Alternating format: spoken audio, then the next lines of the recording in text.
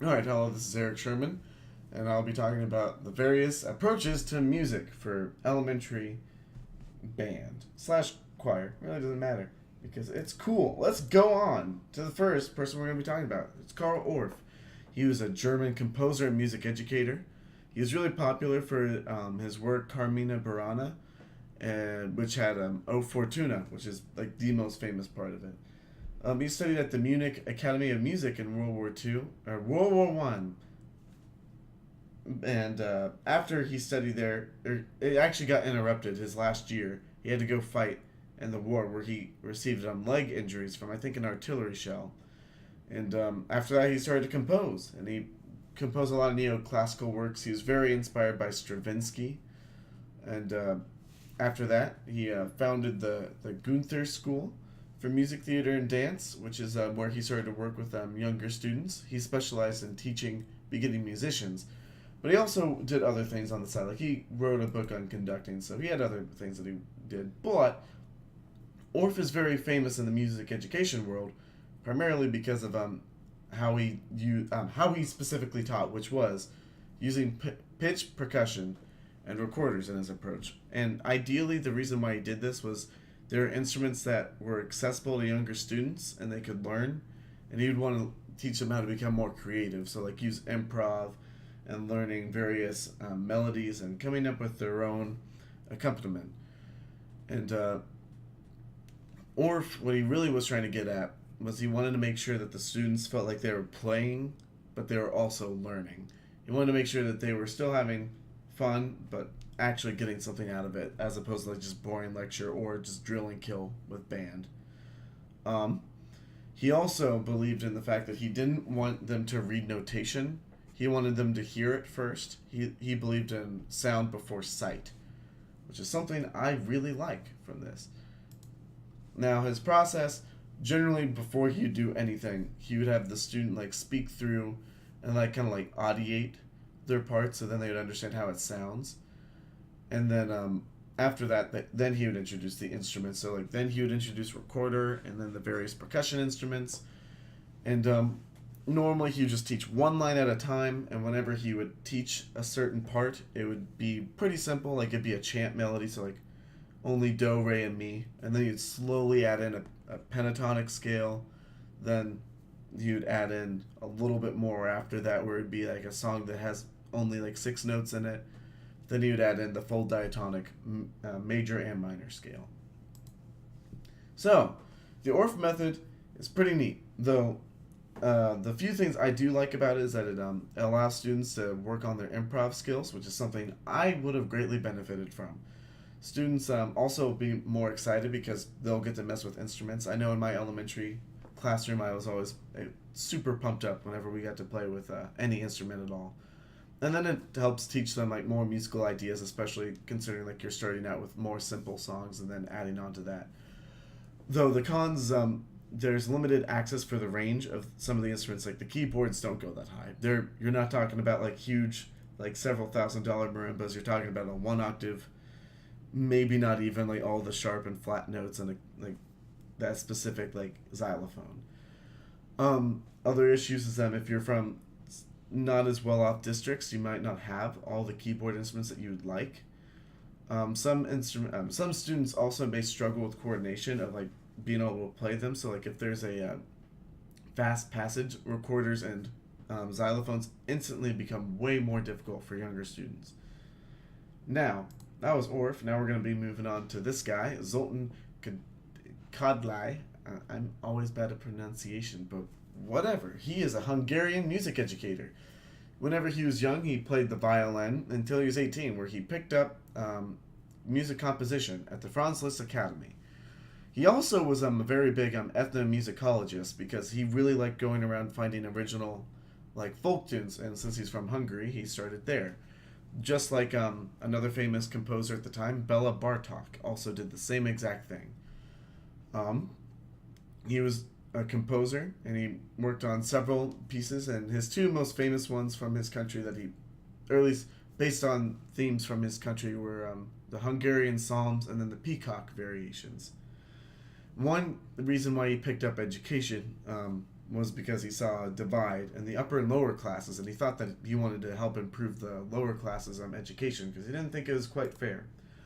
So his method was focusing on ear training. He really liked making sure that students were using their ears and also, again, sound before sight.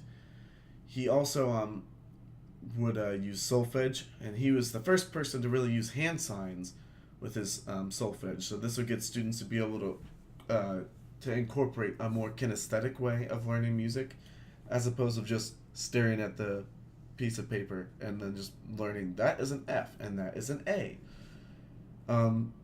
Also, Kodlai had a system of learning syllables for different rhythms, where it's like tati for like eighth notes, and it's a good method of learning, though I personally think it can be a little bit more confusing than just like having students like clap through rhythms, which I guess I'll be getting to that here in a second. But his process was he'd have the students sing through the procedure first, because his thought was, if students can be able to hear the right pitch and produce the right tone, then they will be able to play the right pitch and the right tone, which I think is 100% true. Also, same deal with Orff. You start out really basic. You'd start out with just basic chants and then slowly add in more and more. And you'd also use solfege hand signs from the very beginning. He wanted them to get as most comfortable with these hand signs as humanly possible. Also, one thing we didn't cover is that he would only use simple meter starting out. So like he'd only use like 4/4 2/4, and then cut time, which is kind of crazy. None of the other educators really use cut time at the beginning, but he did. Though he didn't use 6/8 or any other compound meter at the start. He would only do that later whenever they were trying to learn more and they got more advanced. Now, pros and cons of this. So the pros, I think, is cool because like he kind of incorporates some ethnomusicology in it. So like you'll learn more about other cultures, which is cool. And it really focuses on orally training your ear, which I think is good. Though I think it's mostly meant for younger musicians. While the oral skills are good, I don't think that the hand signs necessarily hold up for more experienced musicians. As well as with younger ones, they may struggle with hand signs where like they may be singing the right pitches, but they just won't remember what hand sign goes with what. Though, for oral skills and more advanced musicians, the Edwin Gordon method is a very solid one. So Edwin Gordon was a professor he was a research professor at the University of South Carolina. He studied string-based performance at his undergrad, where he went to Eastman for both his undergrad and his master's. And really, what he liked to focus on whenever he was learning was how students learned. And he wanted to figure out how he could bridge the gap between music and language, because he kind of believed that music was its own language. So, the Gordon method. He believed that you should learn music at the same time as language, and kind of in the same way that you learn language. A lot of people teach it where you learn the letters of the alphabet first before you learn words and sentences. And he kind of thought that was backwards. Like music, the equivalent would be like notation. So again, sound before sight. He would want to make sure that you were hearing the pitches, you'd be able to produce them without having to see like what it is on the paper. Like you would be able to sing through a song before you even knew what it looked like. Then he also, to make it more complex and interesting, you could add in an accompaniment in his method to make it more in-depth, where students could get more into it, and it would benefit the more strong music students that would pick up on things quicker. And you could add in movement, which would help with pulse issues that some students may be having, especially with younger students. This method has music theory in it, which I think is really cool. That's something that's I think really needs to be incorporated at a younger level, because really no one learns theory until either late high school or college. Other benefits of this method is that it's more natural this way, considering it's based on how you learn languages, and considering that basically everyone that is playing an instrument can talk, it probably works pretty well. And it's good at all levels, though the downsides is that if students have like poor retention, they can quickly like lose a lot of like the learning benefits from this, and it can potentially be complex for younger students, especially for learning some music theory, because younger students, if you go too in depth with music theory, it'll probably go over their heads. So just keep it simple. Now we're going to be talking about Dalcroze. He was a composer from Switzerland. He studied at the College of Geneva, and while he was there, he really just felt like college was a prison, and he just hated how education was. So he constantly was listening through other styles of music and wanting to figure out how he can change the westernized style of teaching, which after listening to Arabic folk music, he thought the way to go about that was making a more rhythmic approach to teaching. And he really didn't, again, every single composer and slash philosopher on this list, none of them believed in all of them believed in sound before sight. So he wanted to completely get rid of like notation for beginners and just focus on just doing and learning through hearing it and just experiencing the music. But yeah, his main way he thought that you should go about it was through movement. So the Dalcroze method, you'd want to make sure that students would get more used to their body before they would get to do anything in music. So before they would even get to touch an instrument, they would have to be able to move through the music and like know how it feels with their body and get it more attuned to that. So some ways that he would go about this is like if students are having rhythmic issues, he'd have them walk to the music where they would naturally more walk in time to the beat, which is pretty interesting. And he also believed in working on oral skills and musical thinking without needing to use the instruments as a crutch normally, because sometimes people will be able to play well on their instruments, but some of their limitations are coming from not being orally proficient. So the pros and cons of this: very easy to stay engaged considering you're moving a lot, and that could be like dancing or like plastic anime where it's like an artistic like musical statement, but like kind of acting it out. And this can also help students remember what to do in the music. So like if you have like students kind of like lilt from side to side, you can have them remember how a 6/8 feel or a waltz should be like, which is pretty cool. Though the downsides are is some students that are more shy probably won't be as enthusiastic about this, so it'll be a bit difficult to get them to start out with this. And also, if you do too much of the Dalcroze method, you will be kind of taken away from more advanced players and more advanced music whenever you really need to be playing more often. And then the last one that we're going to be talking about is the World Music Pedagogy, that we'll just call it WMP. So this one I like a lot because it focuses on just learning other cultures' music. And really, it's kind of crazy whenever you get to that, because then other cultures' music has a lot of different things it can bring in. And so like from each culture you could learn about their dancing, their singing, or like the different instruments. And obviously like if you like look at like other instruments from around the world, like from Ukraine, like there's like the balalaika, and like that's not used in wind band at all. So having things like that is really intriguing for students. And this method generally is trying to get students to be more creative, more knowledgeable about the music world as a whole, as opposed to just like their little tiny like fraction of it, which is Western music. So the process of this is that you generally want the students to learn about the country that you're covering over the music of. So like if we're talking about like Ukraine, like the balalaika, we talk about Ukraine and we learn about some like basic history. You don't have to go too in depth. Just get the surface and then go in depth where you need to if necessary. And once you covered the background, then you want to go into more of the specifics of the music and how it works. And really the biggest thing, you want the students to get engaged in experiencing the music as much as possible.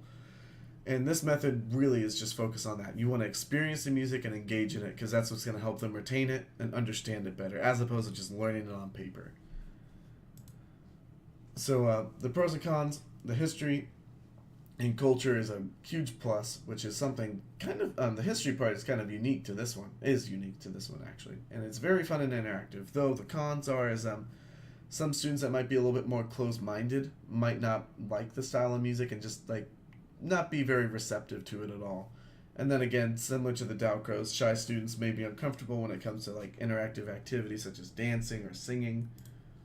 But when it comes to all of these methods, they have a lot of similar things. So all of them believe in the concept of sound over sight. None of them believe in reading notation first. They all want you to have good oral skills. Um, the Kadali and the WMP and Dalcroze have movement based in their approach.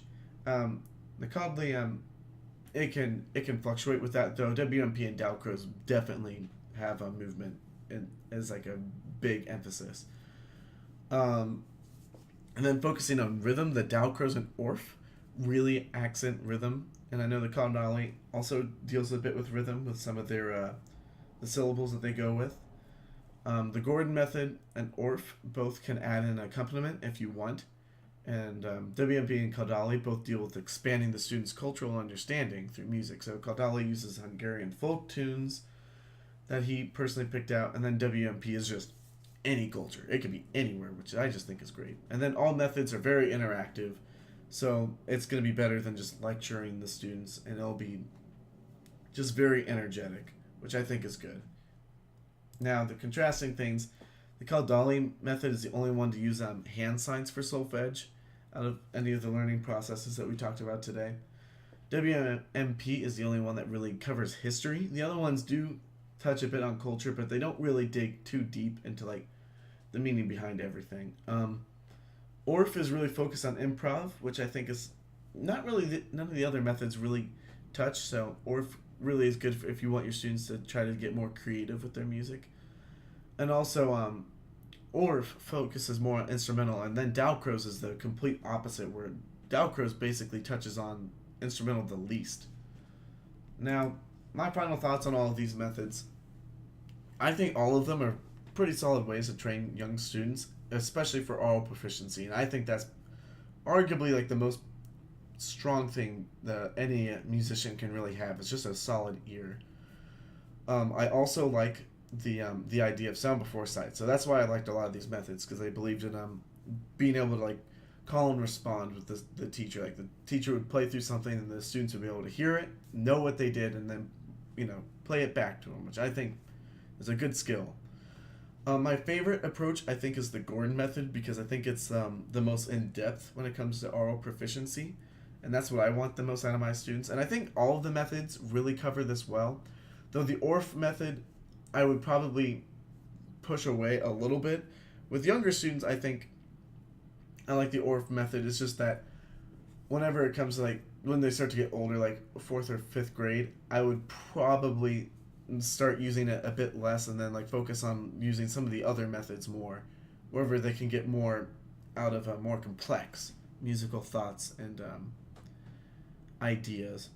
Another good thing I think is using folk tunes and incorporating other music cultures in the classroom, because I think having a better understanding of the music that we're playing in band or choir or singing in choir is good, but I think it's even better whenever you know what other cultures do and like how their music kind of works. We're like not really getting so like stuck in the train of thought that like our music is the only kind of music, and just getting a more better understanding of the world around us. And yeah, I just think that that's really the most important thing I would want my students to learn.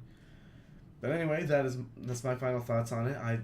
That's what I think. I believe in the Gordon method is my preferred method out of all of them, and really all these methods I would say do present like their own strengths and weaknesses. So I think any educator could reasonably use a single method or a mixture of any whenever they're teaching their classes. Now, whenever you start teaching, I think I may fluctuate with my approaches based on what my classes are, but from just like reading through what they believe in, the Gordon method is my preferred favorite.